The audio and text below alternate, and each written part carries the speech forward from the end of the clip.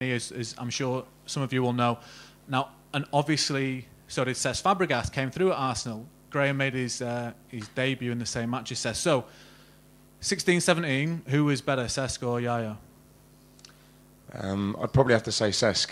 When Cesc walked through the door, you can imagine being at Arsenal and being in the best youth team in the country at the time, having won the FA Youth Cup back-to-back. Lots of talented young British players. The young Spanish boy walks through the door, very slight, gets to train with the first team on his first day. So obviously there's a lot of very young English players sitting in the changing room, and I was very lucky at the time to be with the first team myself. And the first thing they ask you when you come back in the changing room is, is he better than us? Is he that good? And your heart really wants to tell them, like, no, you're far, far better. But the long and short of it was, I don't think he gave the ball away, in his first session, and he was playing with the likes of Patrick Vieira and Dennis Bergkamp, and the second I set eyes on him, I thought, blimey, this young boy is going to be a real talent. And for us guys who obviously haven't played professionally, is it that obvious when even a 16-year-old kid, can a 16-year-old kid be on like a level above even like guys that are in the Arsenal youth team who are obviously outstanding players? You can tell that a 16-year-old guy from Spain, as you say, 8 stone, dripping wet through, whatever, is a level above. Yeah, clearly. Just instantly, really, his awareness, his first touch. He'd come through the Barcelona academy, so technically he was superior than probably what we had. But the edge that we had over foreign players was probably our endeavour and our commitment and sort of the way we had been brought up. That was the way that was how we levelled it out.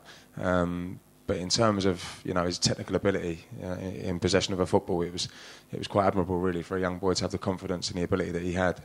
One thing when I was reading about your spell in the same team as Yaya Toure was that you said, he was 17, he was 6'4", whatever, he was like massive, but you were like, but his technique and his game brain and everything else was also on that sort of super high level. Is that right? Yeah, he was incredible. I remember playing against Anderlecht, and he played up front. He was outstanding. The following week he played centre back. He was unreal. And then he played in central midfield a week later, and I thought, this is a 17-year-old boy. Really, he would come from Africa, no first team experience at any level, playing against teams that are playing in the Champions League, and was standing out. And I just thought, this boy really does have the world at his feet.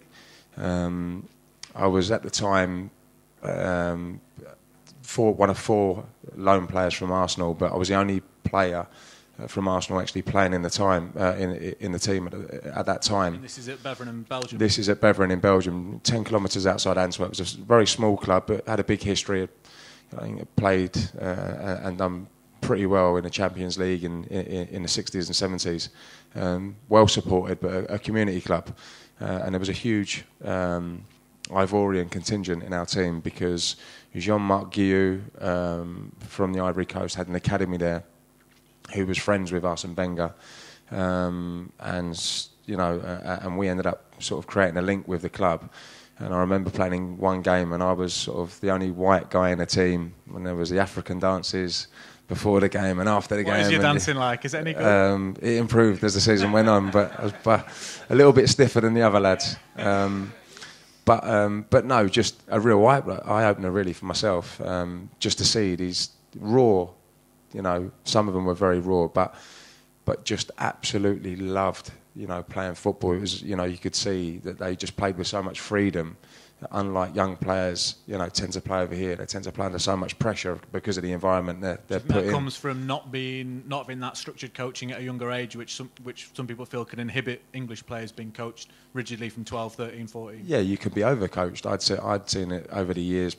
People like Joe Cole and one of the biggest talents I ever played with was with a lad called David Noble, who Paul Gascoigne actually mentions in his book. He was one of the most talented players I'd ever seen, but the way the game was evolving, Arsenal. Yeah, and it was becoming unfashionable, and for players to play with freedom and be creative, and it become very regimental and structured. And with these African lads, there was no telling them. Ye would do Cruyff turns in a 6-yard box. 3 players around him, and I'd be in goal, pulling my hair out, going, "What is he doing?" and somehow he'd find a way to sort of avoid anyone and just sort of walks out with the ball as if there was no one near him. So, I mean, very, very special talent, and I always knew really he had the opportunity to sign for Arsenal, and we took Kolo, we took his brother. I remember in a pre-season tour in Austria, Kolo came in and he looked like a boxer.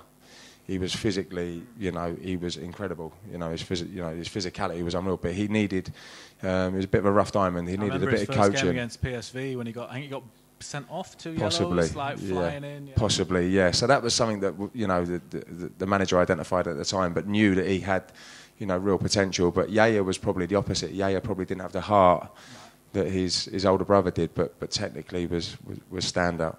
Just while we're on this, and this is almost the introduction, but obviously Yaya Toure, Cesc Fabregas, two of the undoubted best players the last 15 odd years. Is there anyone else that you've played with at that age that stands out, that you put in that category, that you thought, wow? I'd have to say it would have been David Noble. Yeah, a lad called David Noble. He came through the Lily Shaw sort of English Schools Academy in terms of his ability, and he was. You would almost compare him to a Paul Gascoigne, a young Paul Gascoigne. But I've been lucky. Jay Bothroyd went on to play for England, and Jermaine Pennant were two lads in our youth team that were very talented boys. And there was a young boy, God bless him, Nicola Galley, who's now passed away, who we know of. At the time when he walked through the door, he died in a fatal traffic accident when he returned to Italy to play, and he was also in my youth team. But when he walked through the door, he was someone that I believed that when he arrived at our training ground, that he would go on to to achieve great things in football. But unfortunately that wasn't to be. But he would be another one that I'd throw in that mix. So Graham, as we've sort of already alluded to, came through Arsenal, hundreds of senior appearances, played in I think 4 countries. I counted them up. But I have to start with or ask the big question. Tell us about the time you smacked a fan on the pitch at Belgium. No, so just to get the background first, you were at Arsenal. I think I'm right in saying you hadn't played a first team game yet. That's right, yeah. And you got sent out to Belgium.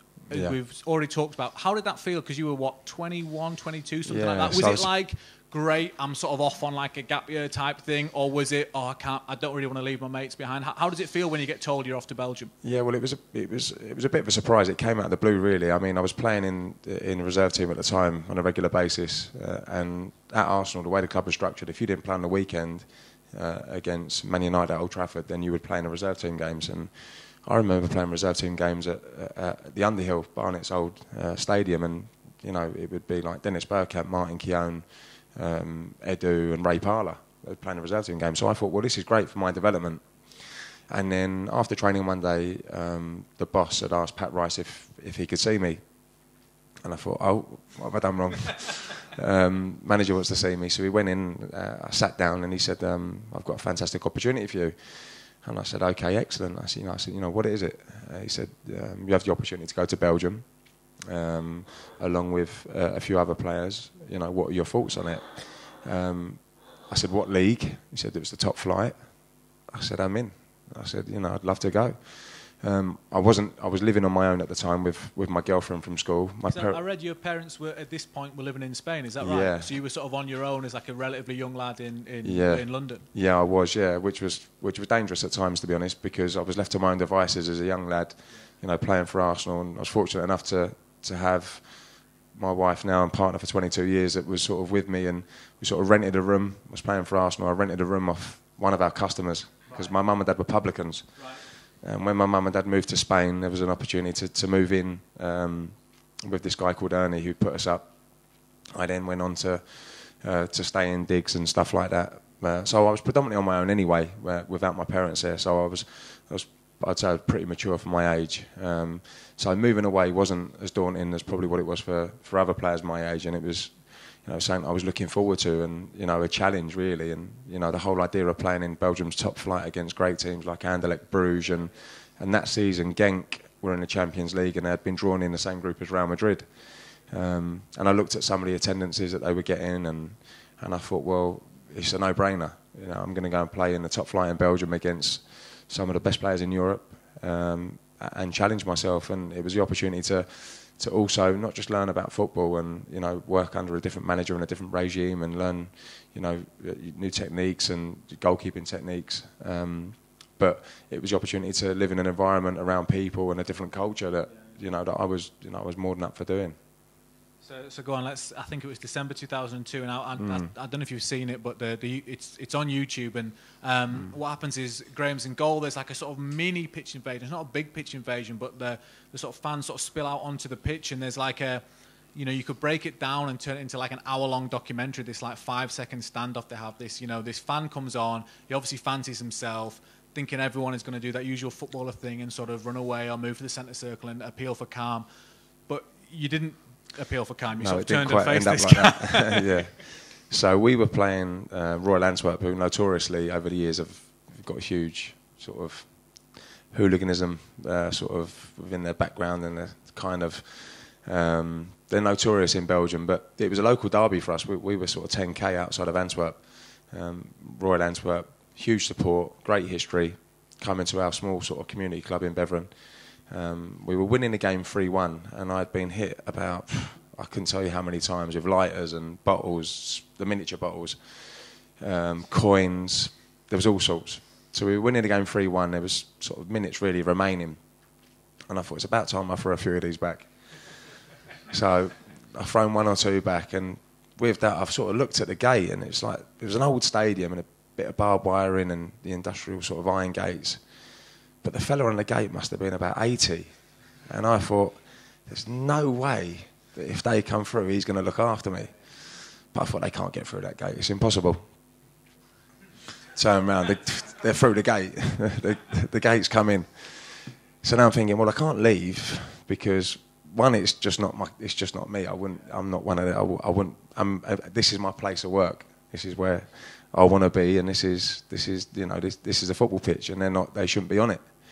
So I decided to stand my ground, and then in the distance the guy didn't look that big, and as he sort of got closer, he sort of turned into like the Incredible Hulk. Well, can I just stop you there? Because so when does it come into your mind that I might actually stand up for myself, I might actually throw a punch? Is it like this? The split second before you do it, or is it like 5 seconds before or 10 seconds before? Well, do you know what? I thought they'd probably run on a pitch and they'd say a few things and they'd probably run past me and go and pick on someone else. But it kind of didn't happen like that. It was sort of one guy come charging towards me, and then there was another fella who was twice the size of him with a big long leather jacket on with his fist clenched, and I thought, it's going to go off here. So sort of with that, the little fella sort of throwing a punch missed wildly. I thought, he's had too many beers, and the beer's strong over there. Yeah. So with that, I've sort of whacked him and I've put him on his arse, and then the big fella sort of like went, "Oh, this ain't for me." So the big one sort of backed off slowly and sort of started making his way back through the gate. And then within sort of minutes, there was riot police on, there was horses on. It was just like, it was chaos. But the beauty of the story is, I mean, there were so many things that happened on the back of that. So after the game, you know, we had won the game. It was a bit of a derby, if you like, and, you know, the emotion was high and we were all buzzing. We were all absolutely over the moon. It's funny because my mate John Halls at the time was in a cast and he had climbed over the gates to try and help me out. Yeah, it's just typical John Halls. But then that night we'd gone out into Antwerp, believe it or not. So you went out after that. You went out thinking no one's going to recognise me. Fortunately, they didn't. But I woke up the next day. I had an apartment in town, and there was a pair of boxing gloves on my door handle, and I thought, oh, what a gesture, lovely. So you know, within the next week, the media have obviously got hold of the story. I turned up at the following game. There was a big Irish flag with a boxing glove, and just nicknamed Tyson, and so there was a lot to come with it. Jean-Marie Path, who actually won the best goalkeeper in the World Cup, not too sure when it was in the 80s, and he had, it was 86, very good, and he invited me to his house, and I'm like, wow.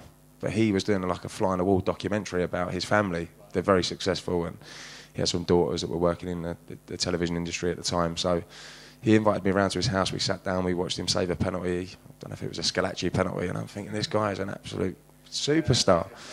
So we sat around the house, we had dinner, we had, went out in the garden, he took a few penalties. This is all being televised, by the way, so it's all a bit sort of for the cameras and set up. But but it was an incredible experience. And then sort of a week later, Sergio, who was the Eurovision contestant for Belgium, had his own talk show, and I was invited along to see Sergio, who I had no idea who this guy was.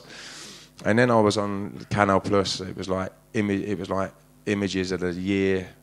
I was in front of like the Belgian princess getting married. It was just like, it really did. It took some funny twists and turns, but what it did do, it did bring a lot of, it brought the eyes to the games, and they wanted to know who this Graham Stack from Arsenal was, and is he any good in goal? He might be able to throw a right hook, but can he save it? So as the games went on, there was interest from abroad. I know Stuttgart come to watch a number of games while I was there. But obviously I was committed to Arsenal at the time anyway. But we still had to play Antwerp. So, I mean, I got death threats through the club as emails. But the other side of Antwerp had another GBR. So it was another team in Antwerp, but I was their hero. So I was now loved by both teams. I was loved by Beveren and GBR. But on my return to Royal Antwerp, I was informed by the club there was no action taken by the league because it was in self-defence. And I remember the club advising me for safety issues that it would probably be best I didn't play. But me being me, there was no way I wasn't going to play a game of football because some nutter decided to run on the pitch. So I remember playing in a game, and Steve Rowley, who was Arsenal's chief scout at the time, had come to sort of see how I was progressing. And I was in goal, and all I could hear was Stack's mum's a whore. And they sung this for 90 minutes. And I had friends that had come to the game for the weekend in Ireland shirts. So I was the only Irishman sort of playing at the time. So I think my mates were very, very lucky to walk away from the game unscathed. And so was I, to be fair. Well, I was going to ask just on that incident, I presume that Arsene Wenger at the time and Pat Rice perhaps, the Monday morning they go through the scouting reports from all the guys who are obviously all over England and Europe, and they say, so-and-so, played well, right wing, played 60 minutes, so-and-so came on for the last 10.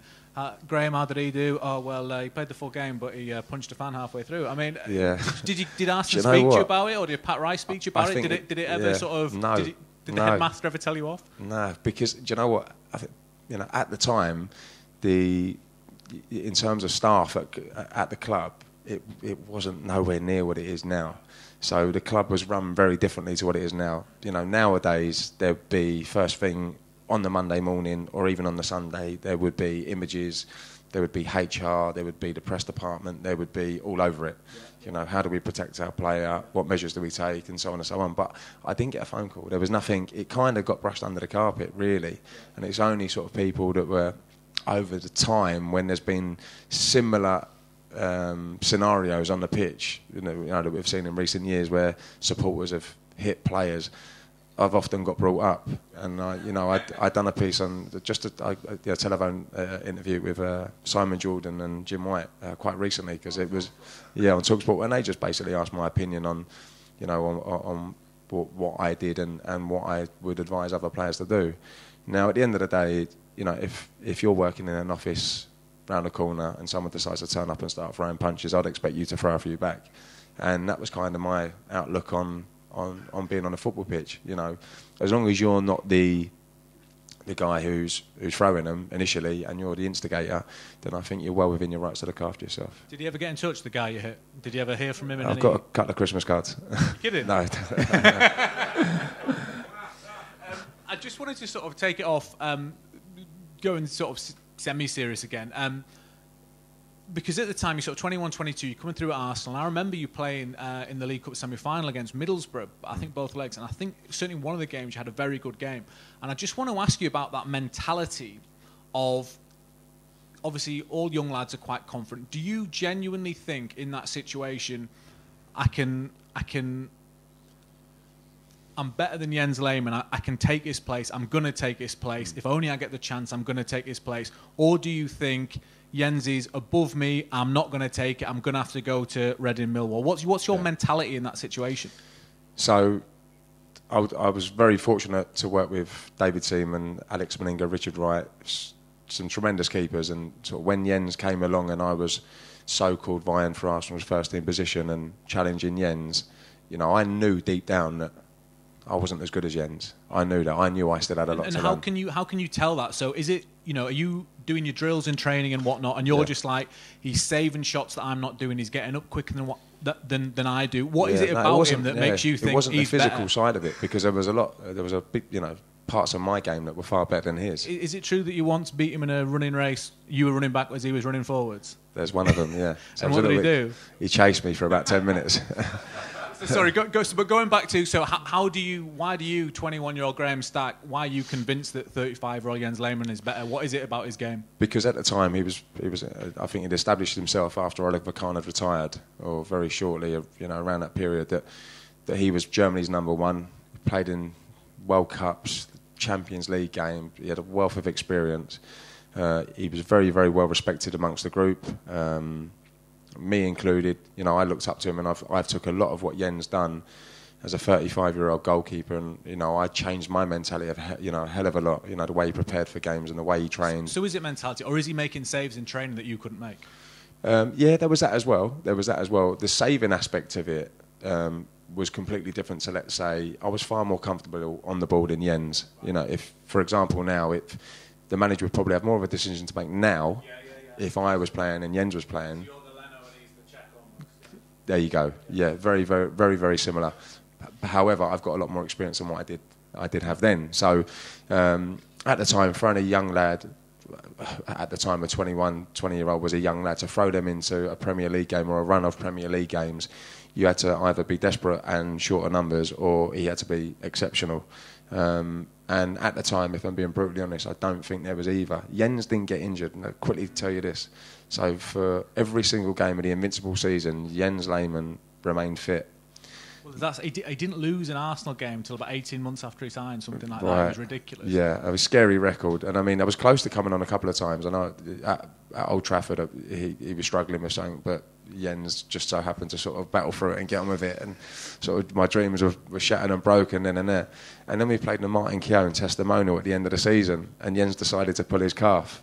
So I've gone through missing out on all the glory days, being part of the Invincibles and playing in the Premier League, to Martin Keown's testimonial, and Jens decided to pull out with injury on that one and let me play on that one. I was like, oh, nice one, Jens. I mean, we could obviously talk all night, but I just want to really fast forward, and obviously the theme of the night is football adventures. So if we just fast forward to, I think I'm right in saying your contract was out at Barnet, and you were sort of, I think there was a possibility of a new contract at Barnet, but there was also this offer from India. So how did that come about? This is what, 2014, 2016? Yeah, 2016. So when you're finishing the season at Barnet, when do you first hear of this possible move out to India in the Indian Super League? So I was at the time, I'd finished the season at Barnet as first team coach, goalkeeping coach, and first team goalkeeper. I missed about 4 months of that season through an operation on my labrum, my hip, and missed, you know, large parts of the end of the season. I think I came back for the last few games against Wickham and somebody else. So with that, my contract had run down. I had discussions with the manager, you know, regarding a renewal. He in turn had spoke to the chairman and said that I think it would be best if Stacky came in pre-season and proved he was fit, and then we can go from there. So does that mean come in without getting paid? Yeah, of course. Yeah. So my contract had expired in May. So having 4 children and bills to pay, and not being paid, for the off season, and then to come in on trial, and potentially not sort of sign a contract till sort of August. I wouldn't say having done what I'd done for the club, because but I'd captained the club. Yeah, I'd won the league for the club the club. Is your nose put out of joint a bit? I was disappointed. Yeah, I was disappointed with the way that it was handled, and left a little bit frustrated. And I love Barnet Football Club, and always will, because I've got so many wonderful memories from being there. But I was just a little bit disappointed, because we're not talking about huge sums of money here. We were talking about the same deal for another year, and I had probably the hours when I was offered the job, I was a player. I was on a playing contract, and me and Martin Allen had a bit of a bust up on his first game. Martin Allen's a very, very strong character, as I'm sure you'd all know. And I'm pretty similar to Martin himself, and got my own opinion, and I'd stand by that, but I'd always respect the manager's opinion, and the buck stops with the gaffer, and I've always been very respectful of that. We did have an argument straight away, which was the writing was on the wall. I had a phone call from Martin, said, look, come in, I want to meet you at the hotel. What went on the other day, let's just forget about it, let's move forward. If this club's going to be successful, it's going to need you in it. So I thought, well, look, that's great to hear. He said, I want you to be my coach. And I was just doing my A licence at the time, up at St George's, and I thought, what a great opportunity for me to work with Martin Allen. The man's a champion. He's won the league with Gillingham. He's had great spells at a number of clubs, including Brentford, during his managerial career, and I thought it would be a great opportunity for me to learn. Didn't ask for a penny. I was going to watch reserve team games. I was sorting out travel arrangements. I was in charge of doing the kit.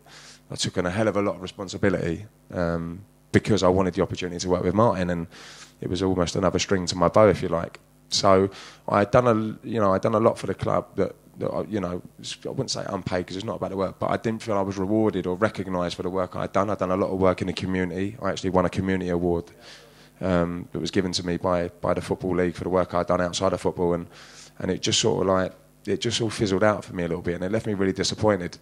And then I played in a pre-season friendly for Barnet against, I forget who it was now, it was over at Hampton and Richmond, I think. Steve Coppell comes at the game. Who was at Kerala at the time? Who had just agreed to go to Kerala. So he phoned me up and said, are you still fit? And I said, yeah, I'm fit. He said, what are you doing at Barnet? Are you signing? I said, well, at the minute, I haven't been offered a deal. He said, well, I'd love to take you. He said, come and meet me, Wally Downs and Niall Clark, and there's an opportunity for you to come to India with us and coach. Let me know what your thoughts are. So, big decision. It was 5 months away from my family. You had one on the way, didn't you? No, I'd had it. Yeah, we just had it. Right. Yeah, so it was a big decision, and financially, it wasn't as rewarding as what people or glamorous people might think. It wasn't. The salary I would earn in India over 4 months was basically the salary I could have accumulated while playing for Barnet for a season. But I was doing it in half the time. And it was the opportunity to work with Steve Coppell and play in the Indian Super League in front of 80,000 people. You knew Steve from Reading? Steve signed me from Reading from Arsenal for 250 grand on a 3-year deal. Never played enough for Reading, really, because I found myself behind Marcus Hanneman, who just got himself in as American #1.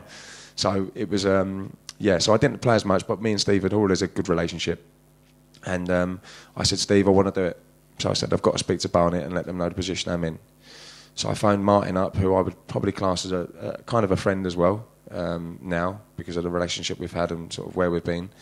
And I said to Martin, look, I said, thanks, but no thanks.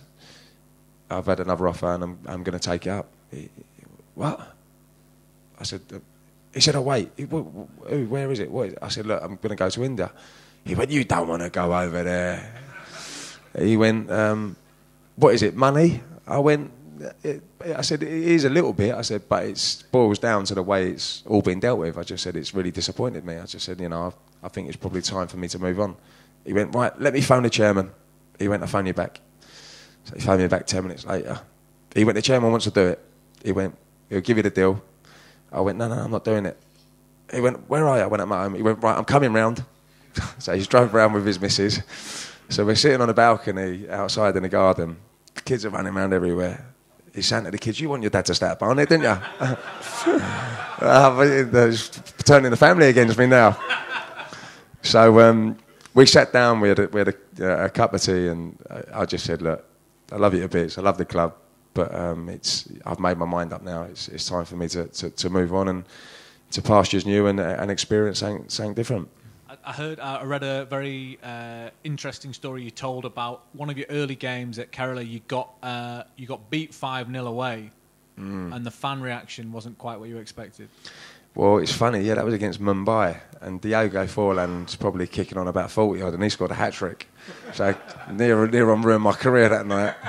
I must say I wasn't at fault for any of the goals. They always say that, yeah. The keepers, yeah. Yeah, no, listen, Kerala is one of the most wonderful places you'd ever go to. It surpassed all my expectations, really. The people were very humble. They just can't do enough for you.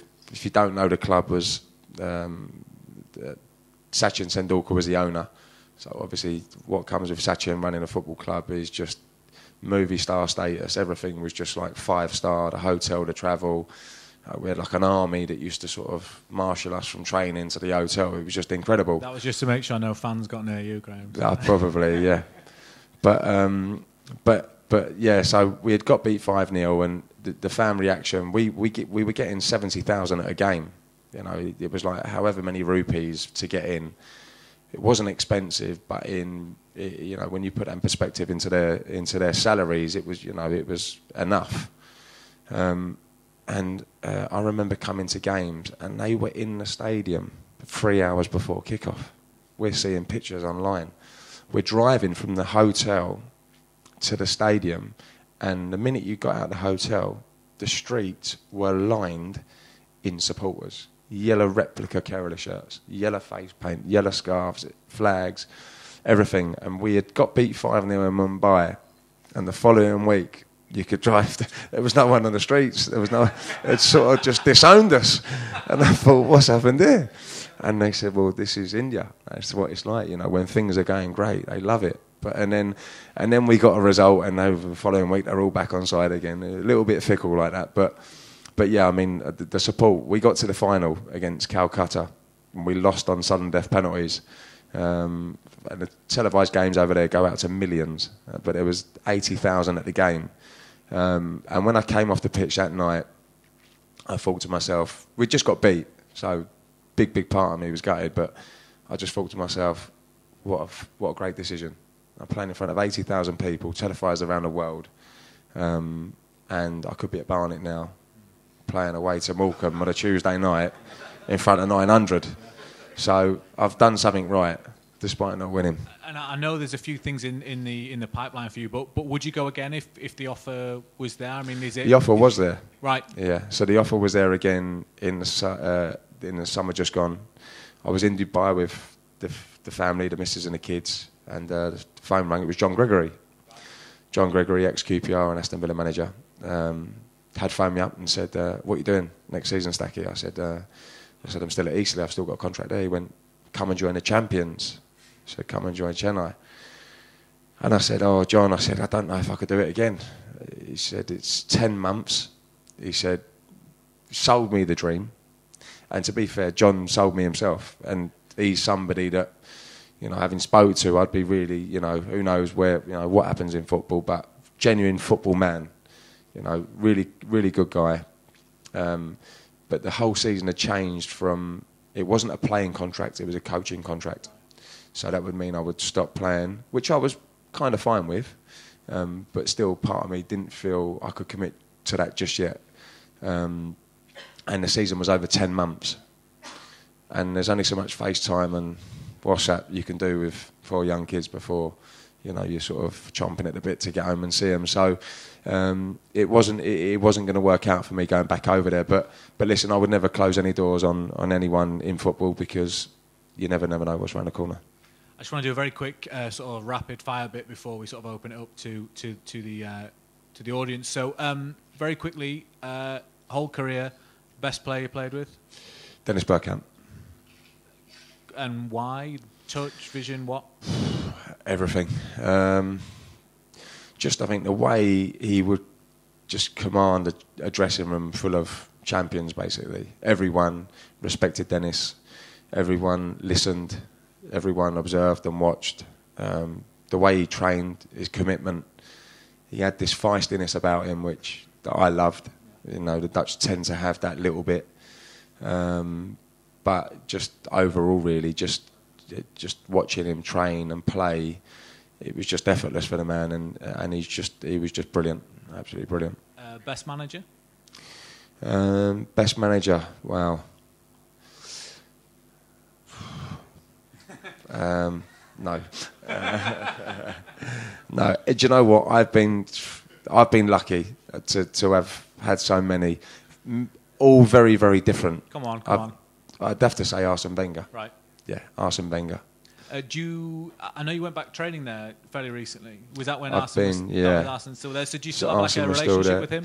So before, when I was doing my badges, I contacted the club and said, look, I'm working towards my A licence, which I've now done. I was doing my goalkeeping A licence and stuff like that, and my youth modules. So I wanted to go and look at the 23s, the 18s, and the goalkeepers. And I was in the door 2 minutes, and then I was asked to play in a staff game. I was like, I said, I'm here to watch training, not playing a staff game. Who else was playing in the staff game? Just Neil Banfield, Borrow Primrack. I think the boss was playing as well, to be fair. Any good? What's he like? I mean, he sort of played fullback like 30, 40, 50 years ago? No, I don't. It's like walking football. So I went back there and I watched them train, and it was an open door. I had lunch, had coffee, and I sat down with the gaffer for 20 minutes when I went back there, which is by all accounts unheard of. So I mean, I was straight on the phone to the missus. I said, "You wouldn't believe it. I've just sat down with the boss for 20 minutes." I'd spoke to him more then than what I did when I was at the club for 14 years. What did you talk about? Spoke about everything. Spoke about recruitment, young players, mentality, leaders. I think it was pretty close to the. It was funny because they played Watford, and Troy Deeney obviously made a few comments. Yeah, which is Troy, and Troy's an honest guy. And the boss said to me, he said, "I could have done with you near us." And he did say that, and that's no word of a lie. To sort out Troy Deeney. Yeah. I tell you what, mate, he's a big guy.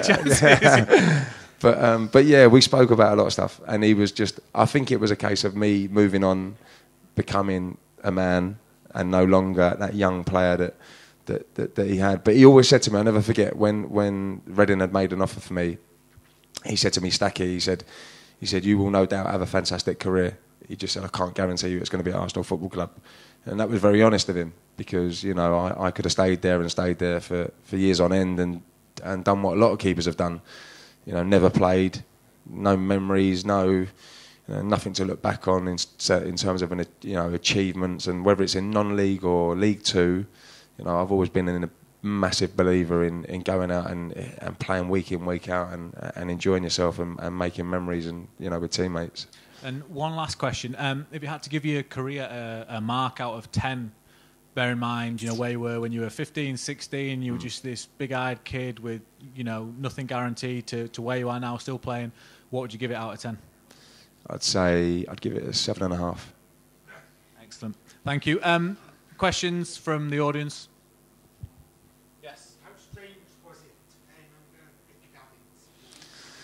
Yeah, so when Edgar, before even Edgar arrived, really, it was rumours around sort of the training ground and online that Edgar was joining the club, which as a player, we've all played Championship Manager, I'm sure. So Edgar was like in my starting lineup, no doubt. And obviously with what he had achieved in the game, it was just like, wow, is he really coming to League Two, Barnet? And I've turned up and I've seen the Bentley in the manager's place, and I thought, that's Edgar Davids. So when he signed, I mean, there was a big, in the changing room, it was just a big buzz, just a real big buzz around the place, because I'd signed for Mark Robson. We hadn't won in 13 games. So we were bottom, and we were struggling. So we needed something. And Edgar may have just been the answer. And when he came in, believe it or not, Edgar's form and his points to games ratio from when he came in to when he left the club, we would have been in the playoffs. And we avoided we got relegated in the end, I think by a point, possibly. I think it was by a point in the end. But Edgar was brilliant. I loved him as a manager. I still stay in touch with him now. We've got a travel company, me and my wife, that we set up about 6-7 years ago. So he speaks to the wife more than me, funny enough, because he sort of does his flights and that with her. But he's a football man. He loves his football. We'll talk about football all day long, whether it's grassroots, Serie A, La Liga, anything. So for that, I had huge respect for him, because he had an ego. There's no doubt about that. But I think he was allowed to because of what he had achieved in the game. But he was never ignorant. He had an arrogance, and he had this swagger that made him who he was, and that was probably why he had the edge that he did as a player. Is it true that he once, as manager, didn't go to an away game at Grimsby because he didn't fancy it? I think it was Halifax. Same place, yeah. Yeah, and Gateshead, funny enough. No, but seriously, that happened. And what did you guys think? You know, you're there on the coach to Halifax, Grimsby, wherever, and he's not, and he's manager. I mean, that can't go down well. Well, you don't know. Well, we didn't know the circumstances or the reasons behind him not going to the game, but you know, we were led to believe that Edgar said that he's got a team of staff in place and he trusts them and he'll take you for the game. So it was like, okay, cool. And what did you think when he gave himself the number 1 squad number? We did. We won 1-0, funny enough, when he wasn't there. There you go. Yeah. But so so pre-season, I was in the canteen. We were all having lunch and. Stacky, he said, can I have a word? He didn't say it like that, in his accent. So I said, yeah, no problem. So I've gone over, he said, what number do you like? I said, just a number. I said, I don't mind. I said, I've wore 33, I've wore loads of different numbers. I said, it means nothing to me. I said, I wore 26 last season, and I said, I won Player of the Year. He said, so I said, I'm more than happy to wear it again this season. He said, okay. He said, are you sure? I said, yeah. He said, well, is it okay if I wear number 1? I said, you can wear what you like. I said, you're the manager. I said, I really don't mind. And we were playing Ipswich the next, I think it might have been the following day in a pre-season friendly. And I'd played for Mick McCarthy when I was at Wolves. And I said to Mick, I said, how about that? The cheek of it. He went, what? I said, Gaffer wants to wear number 1. He went, Stacky. He went, fuck him. He went, I've sat with plenty of number 1s behind me on the bench. He went, it don't fucking matter what number he wears. And I thought, do you know what? He's spot on. It didn't matter what number you wear. It's whether or not you're in between the sticks at the start of the game or not. But he was good with it. And I was fine with it. I was absolutely cool. It meant nothing to me. Next question, anyone? He says obviously had a career 7.5. What was missed? What was that 2.5 missing? Yeah. So I probably didn't live the life I should have been living as a young pro, really. You know, there was things I was sort of got sidetracked maybe away from football in terms of my lifestyle wasn't how it should be and wasn't certainly how I would advise and guide young players to be now. I read in an interview you said that. Can you be a little bit more specific? So when you say the lifestyle, do you mean I was you weren't never training hard enough, you were boozing? No, what was the thing? Yeah. One thing if you spoke to any player that I'd ever played alongside or trained with, hand on my heart, I can honestly say that say I'd probably be the hardest worker I've ever trained with or been with. But what I thought that allowed me to do was then go out more than all the others because I was working harder than everyone else. And Ray Parlour said to me one day, he said, you can't burn a candle at both ends. He said, because it will catch up with you. And at the time I wasn't playing, and I knew I wasn't going to play because I knew Jens was number 1. So I was on a decent contract. I was living in London, and I was probably going out on a Tuesday if we were off on a Wednesday. I'd go out on a Saturday if we were off on a Sunday, and then I'd probably sort of be going out to the cinema or for a curry or to watch the football and down a snooker hall till probably 12, 1 o'clock in the morning when I train in the next day.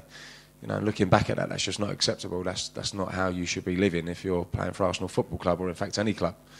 You know, you should have the focus and the drive and and the vision of becoming the best you can possibly be. And I didn't do that.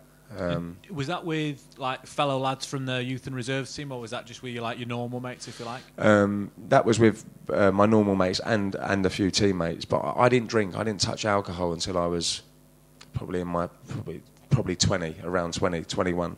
I didn't touch alcohol. Coming from a publican's family where we had 2 pubs, and my dad was a heavy drinker, and I'd sort of seen things throughout my sort of early life as a young lad, and seen sort of the effects that drink had on people, and I was always very much against it. And it was only sort of when I was left to my own devices, because obviously my parents had lived, had moved abroad, that I decided that I'd sort of be my own man really, and I was making some poor decisions. But who knows where it would have ended up in terms of a career. I can't say I've been disappointed with the way things have panned out. I often look at goalkeepers that have had better careers than myself, and I think, I was better than them. I genuinely believed I was better than them, but they were probably living a far better lifestyle and had a better attitude to the game than what I did. And that only lasted a couple of years. But in football, that's that can ruin you. You know, if you do that for a year or two. Is that lifestyle you talk about, and obviously not the perfect lifestyle, does that make you a worse goalkeeper, or does it just lower your reputation in the eyes of the coaches, and that's more important than your actual ability? Yeah, well, my reputation with coaches has always been pretty good in terms of my work ethic and how serious I take my football. I'm just interested in the way that, and obviously you think it did. What difference does staying up to 1 o'clock in the morning to go to the cinema, say, make on your ability as a goalkeeper at 10 o'clock the next morning at training? Because you should be at home and in bed by 10 o'clock. Well, what difference does that make? Does that make you like less sharp when you're like making mistakes? It makes you fatigued. Yeah, it makes you fatigued. You know, you get into bad habits. It becomes the norm, and that shouldn't be the norm. You know, I wouldn't say I trained any. I turned up late, and I was never that. I was always professional, but it was just a spell that I went through for sort of 18 months to 2 years when I was at Arsenal, and when I was injured up at Leeds, I was on my own living up there, and you know, stayed in town and sort of a lot of time on my hands. I've never been a huge gambler, but always enjoyed a flutter, and never been very not been into the flash motors and the expensive this and the that's never. I've always been an entertainer. I've always wanted to go out and entertain my mates, and if let's go and have a few pints and go up to a nightclub, then that's always been what we've done. But it would certainly, you know, I've tried to offer, and I always will, a bit of advice to some of the younger players I've worked with, and without preaching or trying to sort of parent them, just try and sort of warn them away from sort of the slippery slope that you can easily go down. Last question. Yes.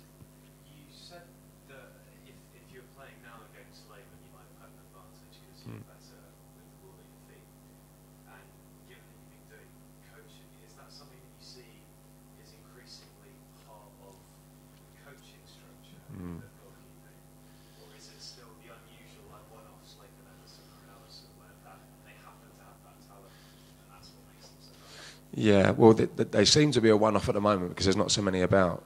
But I'm sure if we had this conversation in 5 years' time, you're going to be talking about out of 20 Premier League goalies, there'd be probably 15 or 16 who are as capable as Alisson is on the ball now.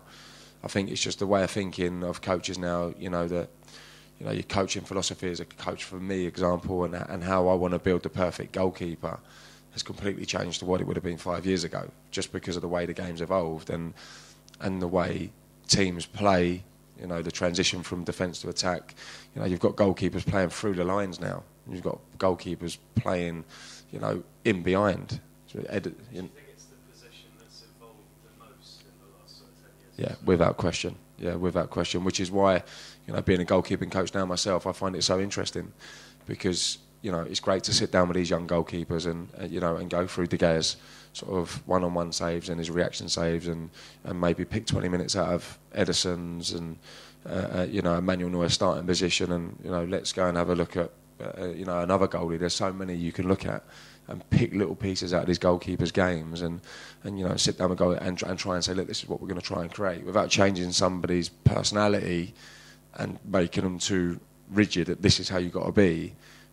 Those are the aspects of a goalkeeper's game now that I believe will separate the good from, you know, the great from the good. But does that work if you're the manager that you're coaching for says, no, I want to play a low line, I don't want my goalkeeper doing it? Are you still going, yeah, but away from him? Yeah, Try and do some of this stuff. Yeah. As a player individually. Yeah, I can completely understand your point. What I would say is, if a manager's philosophy, for example, in the Premier League, is that the defence play a deep line and he doesn't want the goalie playing at the back, he wants to hit front men and be direct and squeeze the pitch and win second balls, that's absolutely fine. But that's not to say you don't work on it. You know, there's still so many parts of goalkeeping that, you know, that you need to work on, and that's, you know, continuous, and that never stops. But the way the game has changed, you know, what's to say that you know, this manager that he's playing for at the minute doesn't leave in 6 months. A new manager comes in and he wants to play out the back, but this goalie that you've worked with for 2 years don't know how to do it because you've done what the previous manager done.